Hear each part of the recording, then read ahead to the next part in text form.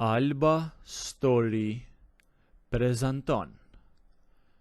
Përshëndetje miq, unë jam 23 vjeçar dhe po tregoj këtë histori jo për të mburur, por sepse ndonjëherë jeta të fut në rrugë që si ke menduar kurrë. Gjithçka nisi krejt rastësisht, si shumica e gjërave që më pas të mbeten në mendje për shumë kohë. Me shokun tim u njoha në fushën e futbollit. Luajtem kundër njëri tjetrit e pastaj në të njëjtën skuadër dhe pa e kuptuar u bëm shok të ngushtë. Ai ishte djali i qetë, kishte një familje të rregullt, me kushtet e mira e me pasuri të madhe, nga ata njerëz që nuk ta vështirësojnë shoqërinë. Fillova të shkoja shpesh në shtëpinë e tij, ndonjëherë për të parë ndeshje, e ndonjëherë vetëm për të ndenjur. Që herën e parë që hyra aty, vura re gjyshen e tij. Nuk e dija sa vjeç ishte. Me vonë mësova se ishte rreth të 60-tave. Por po ta shihje dukej shumë më e re, e mbajtur, e rregullt dhe flokët gjithmonë të rregulluara dhe fliste fjalë të matura. Kishte qenë pedagoge dhe kjo i dukej që në mënyrën si fliste, e si dëgjonte, e si të shikonte në sy, pa të vënë në siklet. Në fillim nuk i dhash shumë rëndësi, thjesht më bëri përshtypje. Por sa më shpesh shkoja, aq më shumë e prisja momentin ta shihja në kuzhinë duke rregulluar diçka ose të ulur në qoshe me punët e saj. Ajo ishte në pension dhe për të shtyr kohën merrej me bizhuteri të punuara me dorë. Ruaza lidhese e byzylyk me ngjyra. Punonte me qetësi, pa ngut, sikur koha për të kishte një ritem tjetër. Për të qenë me pranë saj, fillova t'i ofroja ndihmë. Në fakt, pak ndihmoja. Më shumë rria aty, e i flisja dhe e ndëgjoja. Ajo e kuptonte, por nuk thoshte gjë. Vetëm buzëqeshte dhe vazhdonte punën.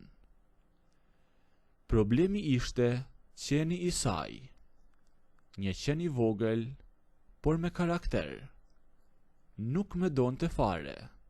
Sa herë afrohesha pranë gjyshes, ai fillonte të lehë, sikur e kuptonte që unë nuk isha aty vetëm për muhabet. Shpesh trembesha dhe largohesha pak, dhe ajo qeshte me këtë gjë. Shoku im dyshonte, ma thoshte me shaka, e di pse vjen tek unë, po mos u mërzit, unë spërzihem në punët e të mëdhenjve.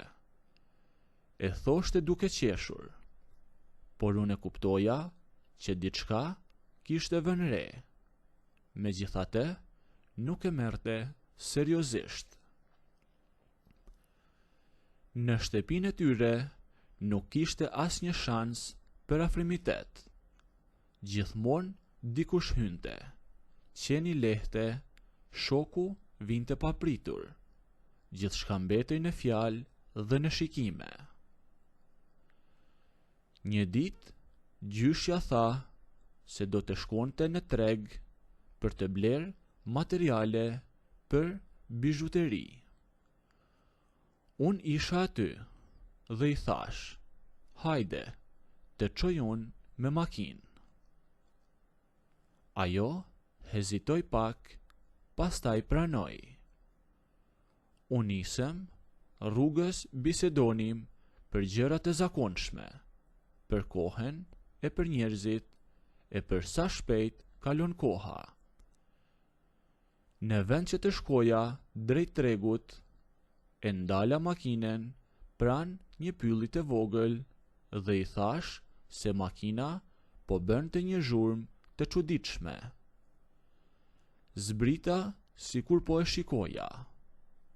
E në atë moment filloi shiu. U kthyem brenda makinës. Shiu binte fort. Xhamat u mjegulluan pak dhe kishte një heshtje. Nuk ishte ajo heshtje e sikletshme, por ajo që të bën të flasësh me mendje. Ajo me pa dhe me tha qetësisht: "Je shumë këmbëngulës për një puthje." Nuk kishte qortim në zërin e saj, vetëm vërejtje. Folëm përsëri, folëm gjatë për jetën, për zgjedhjet e për gjërat që nuk i kemi bërë në kohën e duhur. Unë i thash se nuk e dija pse më tërhiqte aq shumë, por e ndjeja. Ajo më ndëgjoi pa më ndërprer. Shiu po binte me lehtë tani. Ajo u ofrua pak, me pa drejtën e sy dhe tha: "Mirë, një puthje, po vetëm kaq." U ofrova dhe e putha në faqe me respekt, pa nxitim. Ajo buzëqeshi lehtë. Ishte një moment i thjeshtë, por për mua kishte peshë. Jo për atë që ndodhi, por për atë që nuk u tha me pas. Pas puthjes, shiu ende nuk po ndalej, dhe nuk kishim çfarë të bënim tjetër veç se të prisnim. Ajo gjyshja me pa dhe me tha me zë të qetë: "Provo të bësh një byzylyk. Unë do të shoh si e bën." Pa folur shumë, mora perin dhe disa rruza nga çanta e saj, fillova t'i vendosja një e nga një, me kujdes, duke u përqendruar që të mos gaboja. Ajo më ndiqte me sy dhe her pas here më thoshte: "Bravo, po e bën mirë, vazhdo kështu." Kur e mbarova byzylykun e parë, ajo buzëqeshi dhe më tha: "Bëje edhe një tjetër." Fillova sërish. Kësaj here isha më i sigurt. I kisha kuptuar lëvizjet dhe puna me este më rrjedhshëm. Jashtë shiu binte njësoj, ndërsa brenda koha dukej sikur kishte ndalur. Pastaj përsëri, nëse doni të ndëgjoni historinë deri në fund, bëjini videon like, a nëse nuk doni, abonohuni ose bëjini subscribe.